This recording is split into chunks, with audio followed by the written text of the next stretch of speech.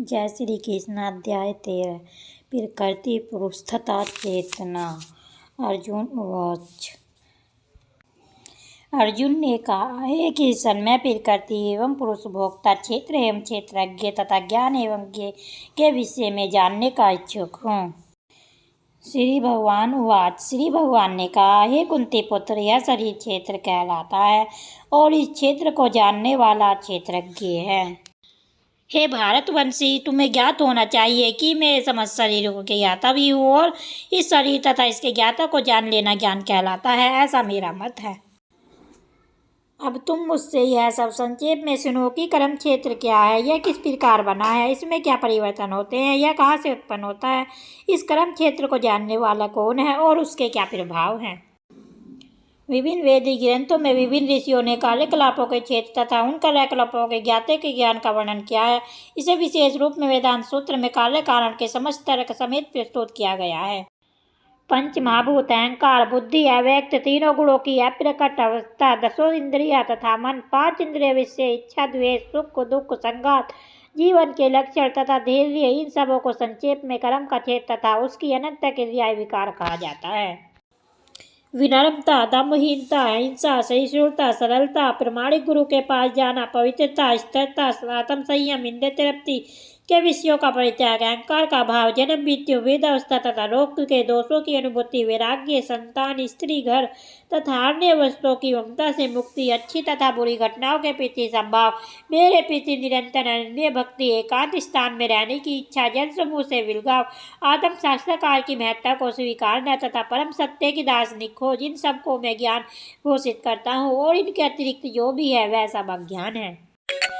अब मैं तुम्हें ज्ञेय के विषय में बतलाऊंगा, जिसे जानकर तुम नित्य ब्रह्म का आस्वादन कर सकोगे। यह ब्रह्म और यह आत्मा जो आनंदी है और मेरे अधीन है, इस भौतिक जगत के कार्य कारण से परे स्थित है। उनके हाथ, पाँव, आंखें, सिर तथा मुंह तथा उनके कान सब पर हैं और इस प्रकार परमात्मा सभी वस्तुओं में व्यापक होकर अवस्थित है।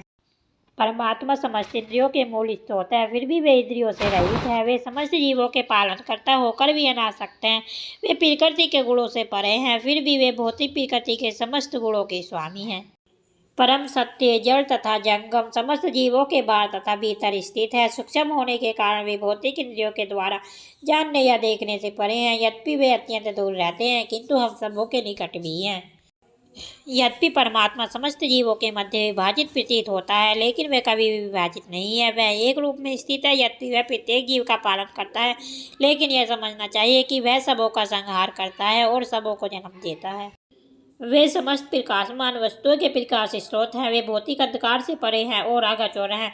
वे ज्ञान है, ज्ञेय हैं और ज्ञान के लक्ष्य हैं। वे सबके हृदय में स्थित हैं। इस प्रकार मैंने कर्म क्षेत्र, शरीर, ज्ञान तथा ज्ञेय के संक्षेप में वर्णन किया है। इसे केवल मेरे भक्ति पूरी तरह समझ सकते हैं और इस तरह मेरे स्वभाव को प्राप्त होते हैं। प्रकृति तथा जीवों को अनादि समझना चाहिए। उनके विकार तथा गुण प्रकृति जन्य हैं। प्रकृति समस्त भौतिक कारणों, कार्यों, परिणामों की हेतु कही जाती है और जीव पुरुष इस संसार में विविध सुख दुख के भोग का कारण कहा जाता है। प्रकृति के तीनों गुणों का भोग करता हुआ प्रकृति में ही जीवन बिताता है। यह उस प्रकृति के साथ उसकी संगति के कारण है। इस तरह उसे उत्तम या अधम योनियां मिलती रहती हैं। तो भी इस शरीर में एक अन्य दिव्य भोक्ता है जो ईश्वर है, परम स्वामी है और साक्षी तथा अनुमति देने वाले के रूप में विद्यमान है और जो परमात्मा कहलाता है। जो व्यक्ति प्रकृति, जीव तथा प्रकृति के गुणों की अनंत क्रिया से संबंधित इस विचारधारा को समझ लेता है, उसे मुक्ति की प्राप्ति सुनिश्चित है। उसकी वर्तमान स्थिति चाहे जैसी हो, यहाँ पर उसका पुनः जन्म नहीं होगा।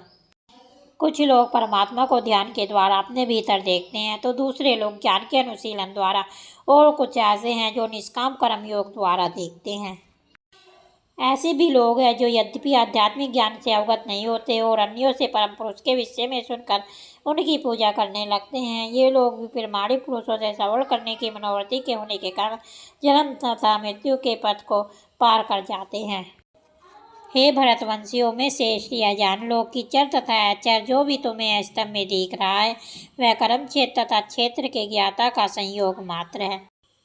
जो परमात्मा को समझ शरीरों में आत्मा के साथ देखता है और जो यह समझता है कि नश्वर शरीर के भीतर ना तो आत्मा ना ही परमात्मा कभी भी विनिष्ट होता है, वही वास्तव में देखता है। जो व्यक्ति परमात्मा को सत प्रत्येक जीव में समान रूप से वर्तमान देखता है, वह अपने मन के द्वारा अपने आप को भ्रष्ट नहीं करता। इस प्रकार वह दिव्य गंतव्य को प्राप्त करता है। जो यह देखता है कि सारे कार्य शरीर द्वारा संपन्न किए जाते हैं, जिसकी उत्पत्ति प्रकृति से हुई है, और जो देखता है कि आत्मा कुछ भी नहीं करता, वही यथार्थ में देखता है। जब विवेकवान व्यक्ति विभिन्न भौतिक शरीरों के कारण विभिन्न स्वरूपों को देखना बंद कर देता है और यह देखता है कि किस प्रकार से जीव फैले हुए हैं, तो वह ब्रह्मबोध को प्राप्त होता है। शाश्वत दृष्टि संपन्न लोग यह देख सकते हैं कि अविनाशी आत्मा दिव्य शाश्वत गुणों से अतीत है। और हे अर्जुन, भौतिक शरीर के साथ संपर्क होते हुए भी आत्मा ना तो कुछ करता है और ना लिप्त होता है। यद्यपि आकाश सर्वव्यापी है, किंतु अपनी सूक्ष्म प्रकृति के कारण किसी वस्तु से लिप्त नहीं होते। इसी तरह वह ब्रह्म दृष्टि में स्थित आत्मा शरीर में स्थित रहते हुए भी शरीर से लिप्त नहीं होता। हे भरतपुत्र, जिस प्रकार सूर्य अकेले इस सारे ब्रह्मांड को प्रकाशित करता है, उसी प्रकार शरीर के भीतर स्थित एक आत्मा सारे शरीर को चेतना से प्रकाशित करता है। जो लोग ज्ञान के चक्षुओं से शरीर तथा शरीर के ज्ञाता के अंतर को देखते हैं और भवबंधन से मुक्ति की विधि को जानते हैं, उन्हें परम लक्ष्य प्राप्त होता है। जय श्री कृष्णा। जय श्री राधे राधे।